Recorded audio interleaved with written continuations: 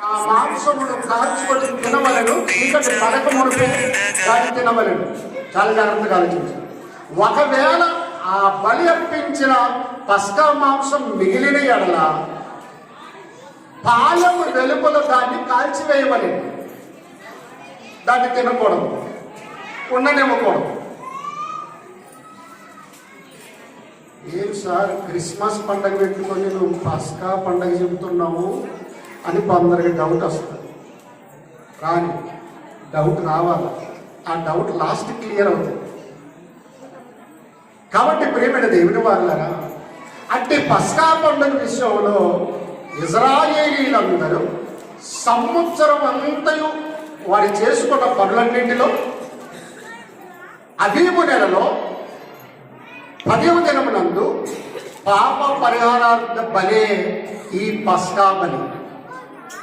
కాబట్టి వారి పాపాలన్నీ కడిగి వేసుకోవడానికి, వారి కుటుంబంలో ఉన్న వారి పాపాలన్నీ క్షమింపబడటానికి దేవుడు ఏర్పాటు చేసిన పండుగ పస్కా పండుగ.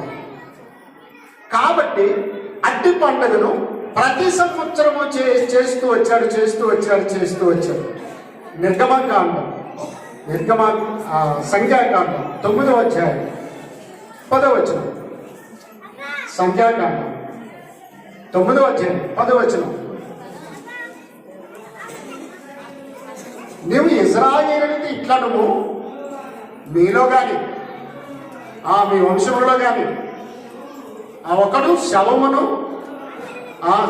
ముట్టడం వలన అపవిత్రుడైనను దూర ప్రయాణం చేయుచుండెనను అతడు యెహోవా పస్కా పండుగను చూసారా. పస్కా పండుగ అన్నది పాప పరిహారార్థం చేసుకునేది కనుక ఎవడైనను వాళ్ళ ఇంట్లో శవం ఉంటే నేను శవాన్ని ముట్టుకున్నాను అపవిత్రుణ్ణి అనకూడదు. ఖచ్చితంగా ఈ పస్కాలో వాడు పాల్గొనాలి.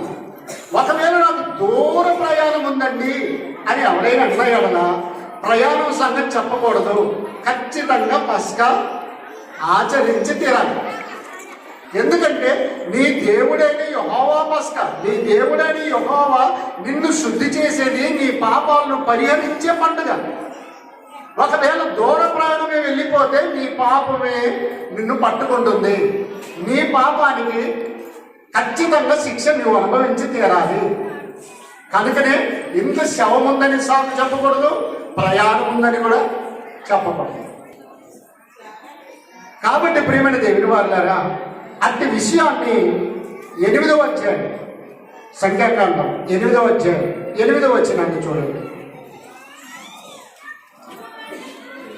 తమ బట్టలు ఉతుకుకొని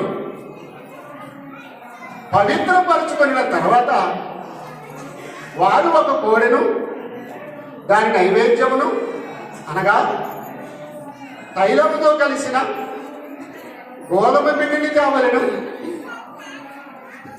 మంచిదండి.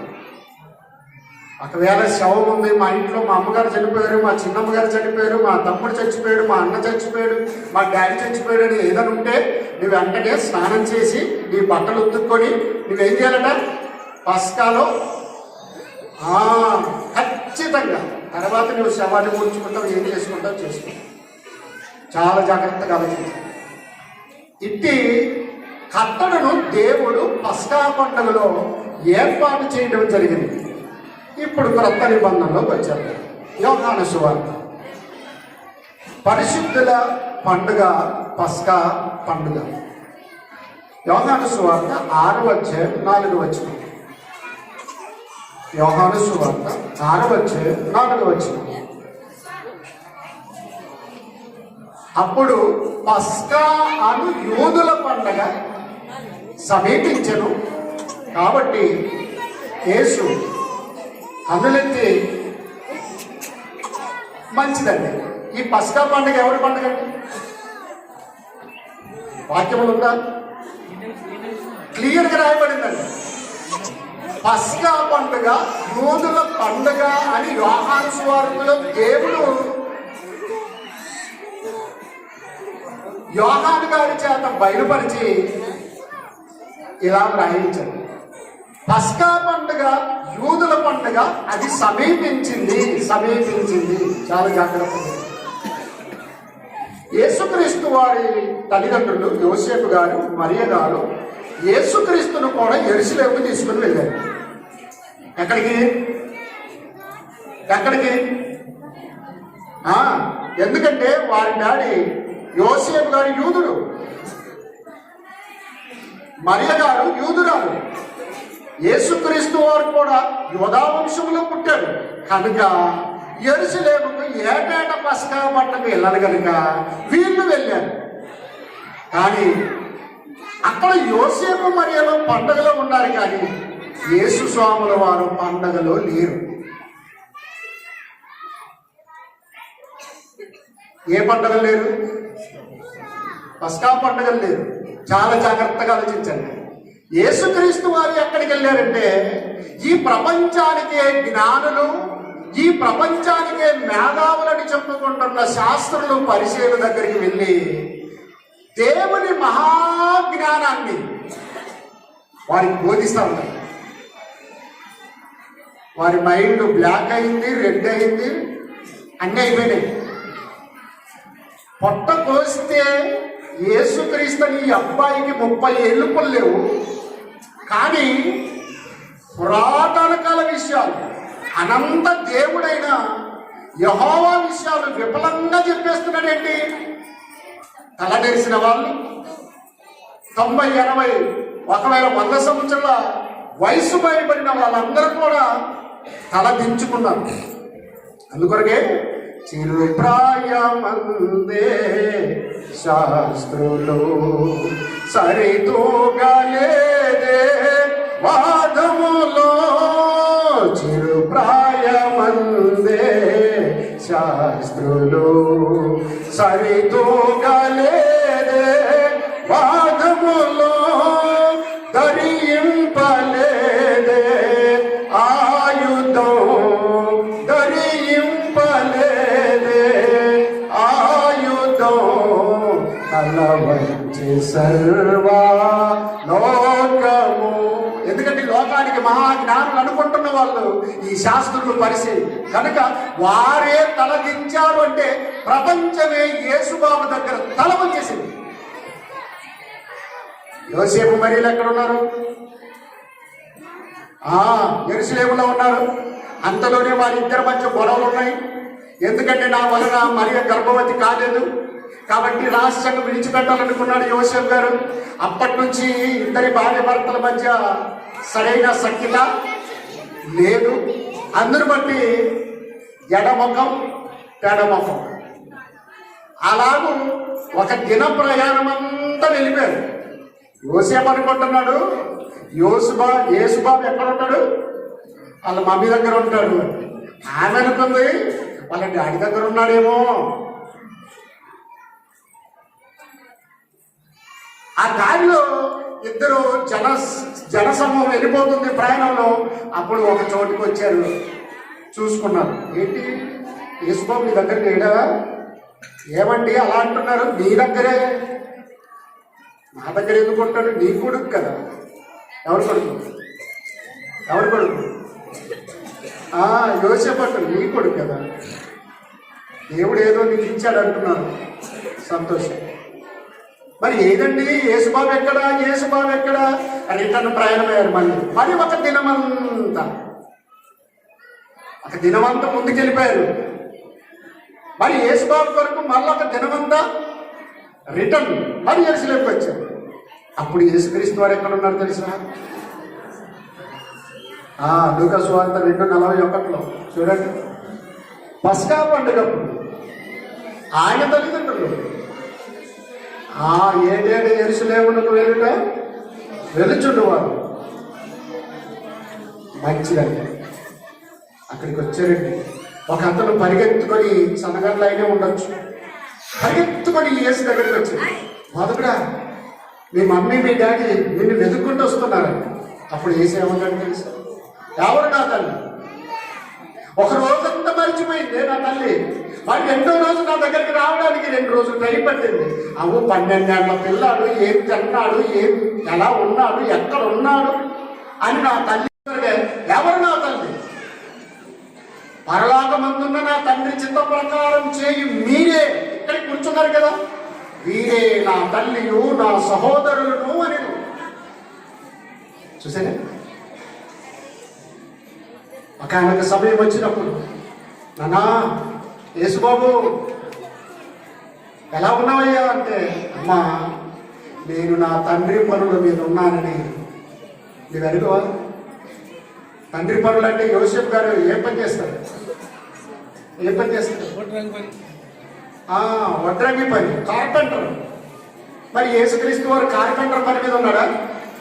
ఏమంటే తలుపులు కిటికీలు ఏమని చేస్తున్నాడా? ఈ తండ్రి కాదండి, పరలోకమందున్న దేవుడు నా తండ్రి ఈ సర్వ ప్రపంచాన్ని కాపాడడానికి, వీళ్ళందరి కొరకు నా ప్రాణాన్ని బలిగా ఇవ్వడానికి నన్ను పంపించాడు. కాబట్టి ఆ పని మీద ఉన్నాను, ఆ పని మీద ఉన్నాను. నేను నా తండ్రి పనుల మీద ఉన్నానని నీ వెరుగో అమ్మా, నీ వెరుగో అని గద్దించేసింది. ప్రియమైన దేవుని వాళ్ళారా, చాలా జాగ్రత్తగా ఆలోచించండి. అదే యోహాను సువార్త 18వ అధ్యాయం 39వ వచనం. ఈ పస్కా పండుగలో యూదులకు ఒక ఆచారం ఉంది, చదవండి. అయినను పస్కా పండుగలో నేను ఒకని మీకు విడుదల చేయుట వాడుక కలదు. పస్కా పండుగలో యూదుల ఆచారం ప్రకారం, నియమం ప్రకారం ఏముందంటే, ఒక ఖైదీని విడుదల చేయాలి. ఎవరిని విడుదల చేయాలి? ఖైదీని విడుదల చేయాలి. ఇప్పుడు మీరు బాగా ఆలోచించాలి. రామపత్రికలకు వెళితే 3:23లో ఏ భేదమును లేదు, అందరూ పాపము చేసి, అంటే చిన్న పెద్ద కులము మతము ఆడ మగ అన్న తేడని లేదు. అందరూ పాపము చేశాము, పాపము ద్వారా మనము ఖైదీలమయ్యాము. పస్కా పండుగలో యూదుల ఆచారం ప్రకారంగా ఒక ఖైదీని విడుదల చేయుట వాడుక. ఇప్పుడు దేవుడు తన కుమారుడిని యేసుక్రీస్తు వారిని లోకానికి పంపించాడు కదా. ఇప్పుడేమొచ్చింది? ప్రపంచంలో ఉన్న ప్రజలందరూ ఎవరైతే యేసుక్రీస్తు దేవుని కుమారుని నమ్మి బాప్తిసం తీసుకుంటారో, పెళ్లి బాప్తిసం కాదు, బైబిల్ లేదు. చాలా జాగ్రత్తగా ఆలోచించండి. ఏదో మా అబ్బాయి పెళ్లి చేస్తున్నాం, మా అబ్బాయికి బ్యాప్టిజం, మా అమ్మాయికి బ్యాప్టిజం, తల్లిదండ్రులు కూడా ఇప్పుడే దొరుకుతారు, తర్వాత దొరకరు, ముంచేసేయి అంటే ఇచ్చిన వ్యక్తి సరైన వ్యక్తి కాదు, తీసుకునే వ్యక్తి కూడా సరైన వ్యక్తి కాదు. ఎందుకంటే యేసుస్వామి కళాఖండికి చెప్పేశాడు, నమ్మి బాప్తిసం పొందినవాడు రక్షింపబడును, నమ్మని వారికి శిక్ష విధింపబడును. కాబట్టి సర్వమానవాళిని విడిపించడానికి యేసుక్రీస్తు వారి లోకానికి వచ్చింది. అందుకొరకే సర్వమానవ కోటికై యేసు చాలినంత రక్తము కలువారి సిలువలో ఎల్లా మనములకు చూపిన రక్షణిదే. మారు మనసునుందుమా,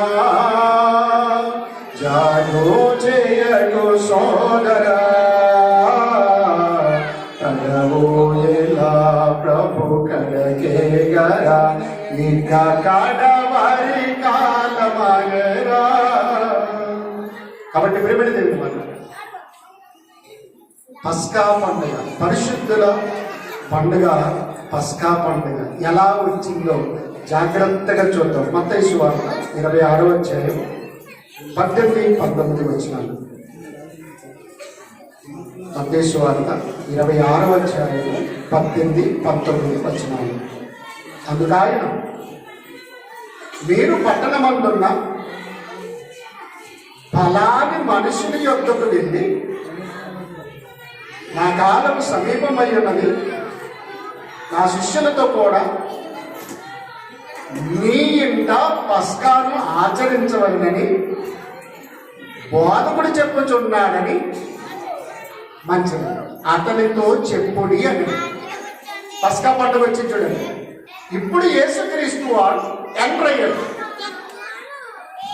ఆయన వయసు సుమారు 33 సంవత్సరాలు. దేవుడు ఆయనకి ఇచ్చిన ఆయుష్కాలం జస్ట్ 33.5 సంవత్సరాలు మాత్రమే. కనుక శిష్యులు చెప్పాడు, ఫలాని ఇంటి దగ్గరికి వెళ్ళి, ఇదిగో బోధకుడు చెబుతున్నాడు, నీ ఎంట పస్కా చేయవలని, నీ ఎంట పస్కా చేయవలని అని చెప్పుడి అన్నాడు. అప్పుడు అతడు ఒక మేడగదిలో పస్కాను ఏర్పాటు చేశాడు. యూదుల పస్కా పండుగ ఎలా చేస్తారండి? పస్కా పండుగ ఎలా చేస్తారు? ప్రతి ఇంట ఎవరైనా సరే పాప పరిహారార్థమనిగా కోడె తోడనైనా తీసుకురావాలి. అంత స్తోమత లేకపోతే పొట్టేళ్ళైనా తీసుకురావాలి. అంతగా స్తోమత లేకపోతే 2 పావురములైనా తీసుకొని రావాలి. దాన్ని బలర్పించాలి. బలర్పించిన దాన్ని సాయంత్రంలోపు భుజించవలను. అది రాత్రి ఉండకూడదు. ఒకవేళ మిగిలిపోతే పాల వెలుపులు తీసుకుని వెళ్ళి దాన్ని కాల్చివేయాలి. ఇది సున్నతి పొందిన వారు మాత్రమే తినాలి. పరదేశి కానీ కూలివాడు కానీ తినడానికి వీలు లేదు. నీ ఇంట్లో మనిషి చనిపోయినా, శవాన్ని ముట్టుకున్నాను, అపవిత్రుడైనానన్నా బట్టలు ఉతుక్కొని పవిత్రపరుచుకొని పస్కాలో పాల్గొనాలి.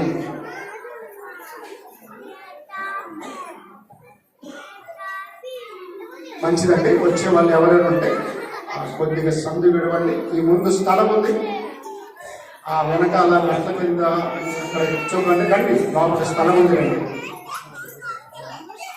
ఆ ఊరిలో కొంచెం మగవాళ్ళు తక్కువ, ఆడోళ్ళే ఎక్కువ. ఏ ఊళ్ళో చూసినా అట్లనే ఉంది.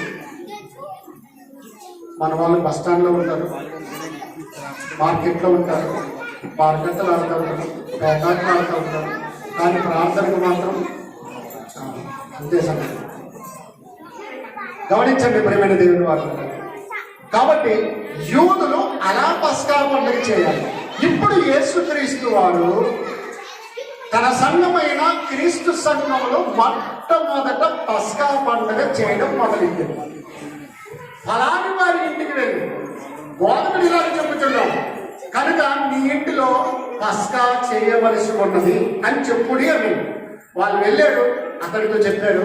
అతడు పై మేడ గదిలో అంత అరేంజ్మెంట్ చేశాడు. పస్కా పండుగ గదిగానే శిష్యులందరూ కూడా వచ్చారు. బోధకుడు వచ్చాడు, యేసువారు పైకి ఎక్కండి, వెళ్ళండి, కూర్చుందామన్నారు. వెళ్ళి కూర్చున్నారు. బయట ఏమో యూదులు కోడెతోళ్ళు పట్టుకొని పోతున్నారు, పొట్టేళ్ళు పట్టుకొని పోతున్నారు, మేకపోతులు పట్టుకొని పోతున్నారు, పావురాలు పట్టుకొని వెళ్తున్నారు. ఒకవైపు నుంచి మంచి మంచి మసాలా వాసనలు వస్తున్నాయి. యేసుక్రీస్తు వారు తన శిష్యులను కూర్చుండబెట్టి మరి పస్కా చేద్దామనేటప్పటికీ శిష్యులు అనుకుంటున్నారు అరేంజ్మెంట్ బాగుంది కానీ మసాలా వాసన వస్తలేదు.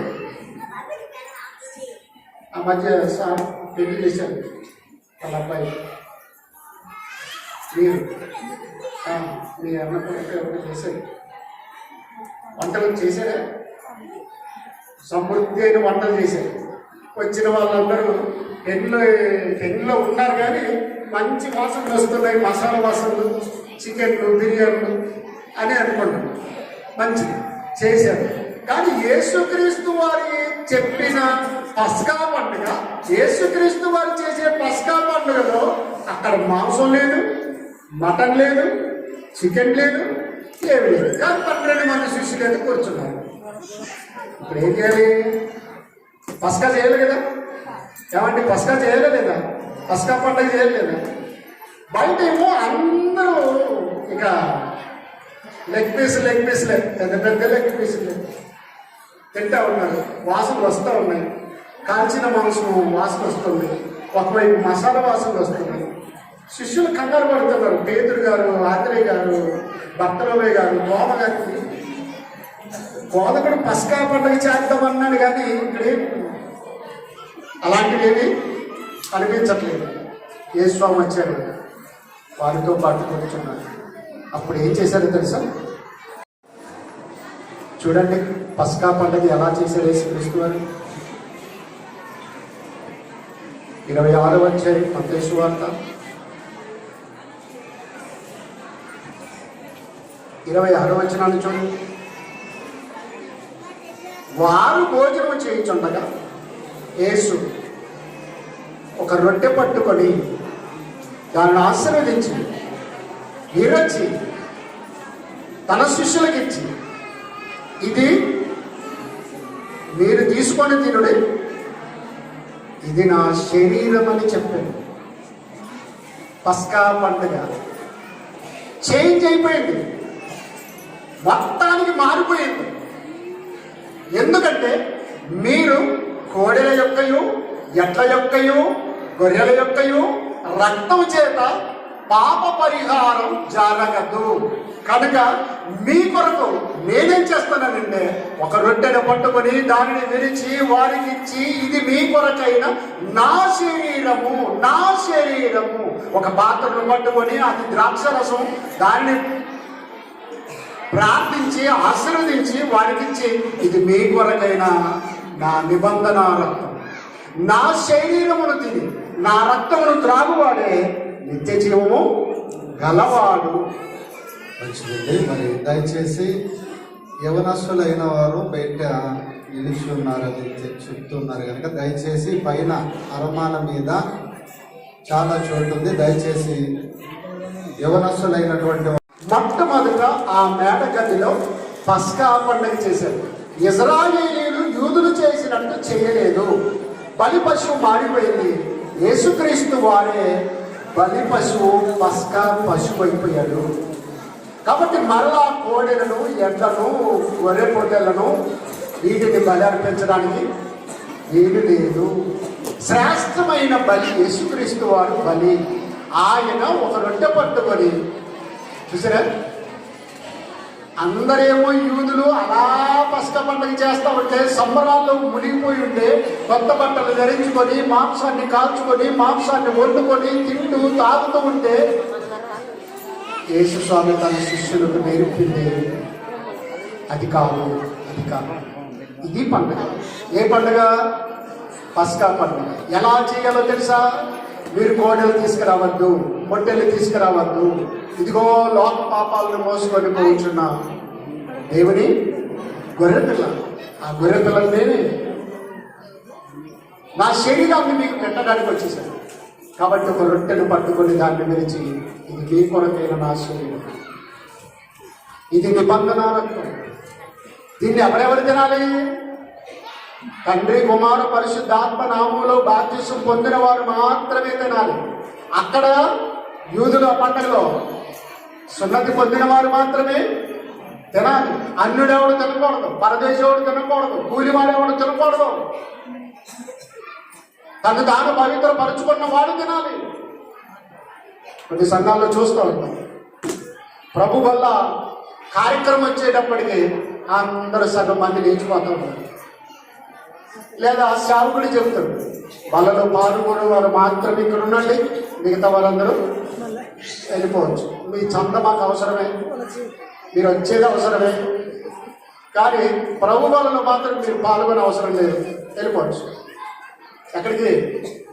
పరలోకానికి కాదు, పాతాళానికి మీరు వెళ్ళిపోవచ్చు.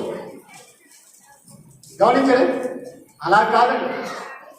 అందరూ కూడా నమ్మి బాప్తిసం పొందాలి. బాప్తిసం పొందిన వారు మాత్రమే ఈ రొట్టె ద్రాక్ష రసం అనబడిన యేసు శరీరాన్ని, యేసు రక్తాన్ని తిని త్రాగవలెను.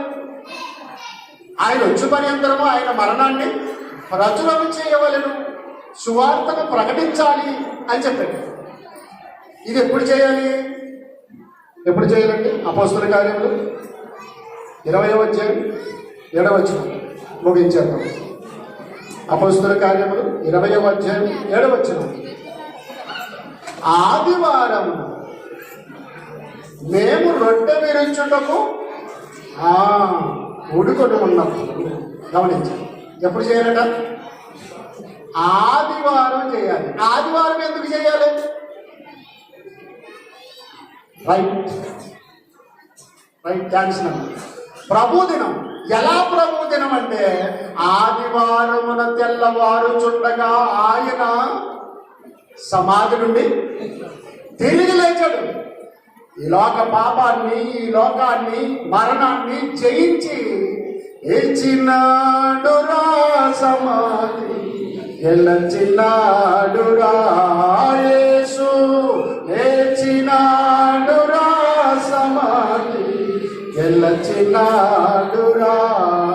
లేతునంత చెప్పినట్లు, లేతునంత చెప్పినట్లు, లేఖనము నెరవేరునట్లు, లేఖనము నెరవేరునట్లు, ఏచినాడురా సమాధి గెలచినాడురా.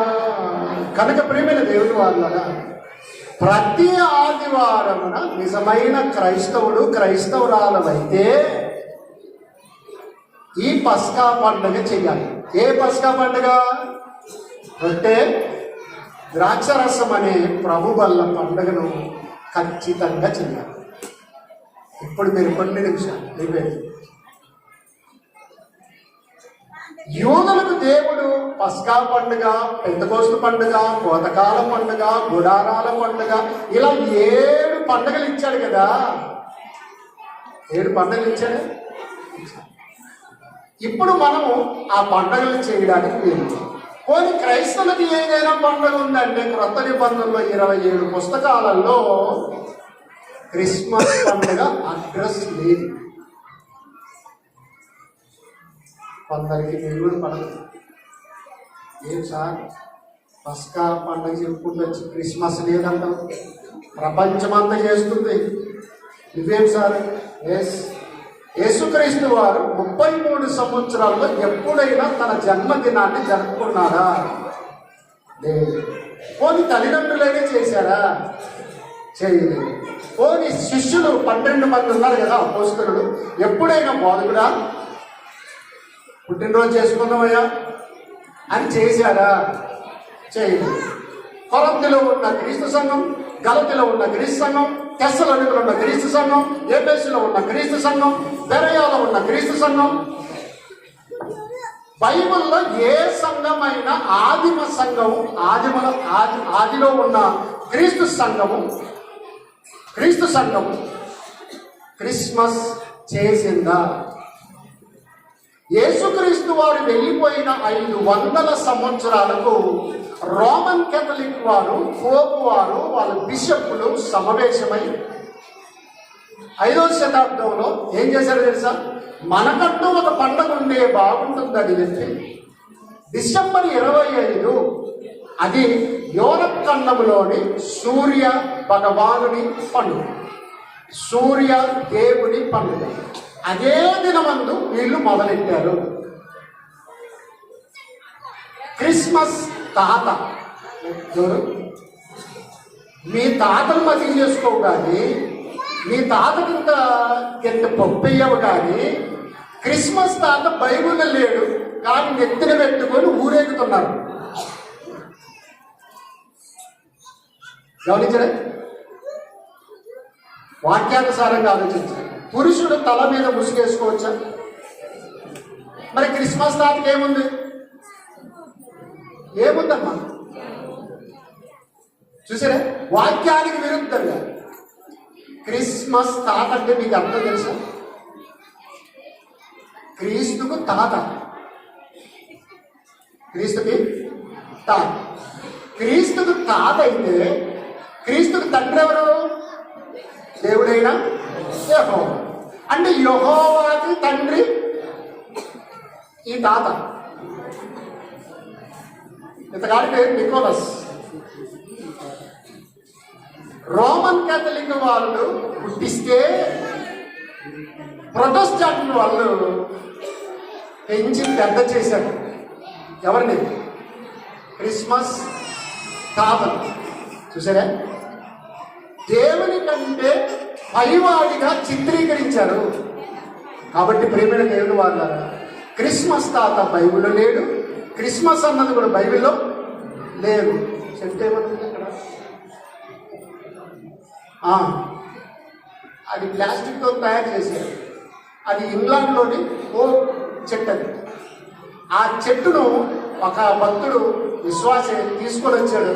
దాన్ని క్రిస్మస్ చెట్టు అన్నాడు. అంతే, మొదలైంది. ఇప్పుడు మన మందిరాల్లో వచ్చి కూర్చోండి. బాగుందా? వాళ్ళు జమ్మి చెట్టు మొక్కితే తప్పు అంటాం, మనం వేప చెట్టు మొక్కితే తప్పు అంటాం, తులసి చెట్టును మొక్కితే తప్పు అంటాం. మనకి బైబిల్లో కానీ హిస్టరీలో కానీ అదేది వృక్ష శాస్త్రంలో కానీ క్రిస్మస్ చెట్టు అనే పేరే లేదు. కానీ ఇంత అబద్ధాన్ని తెచ్చుకొని నెత్తిన పెట్టుకున్నాం. ఇప్పుడు తెచ్చిన వాళ్ళు నన్ను తిట్టుకుంటలేము. ఈసారి అసలు ఎవడు పిలవమన్నాడు, ఎవడు చెప్పన్నాడు? బాగా మంచిగా పండగ చేసుకున్నాము, కొత్త బట్టలు తెచ్చుకున్నాము, సంబరంతో ప్రార్థనకు వచ్చినాము. బాగా యేసుక్రీస్తు పుట్టాడని చెప్పకుండా ఏదో పస్కా పండగ చెప్పే. మరి ఇప్పుడు తాత లేడంట, క్రిస్మస్ లేదంట, ఎవరిచే క్రిస్మస్ చెట్టు లేదంట.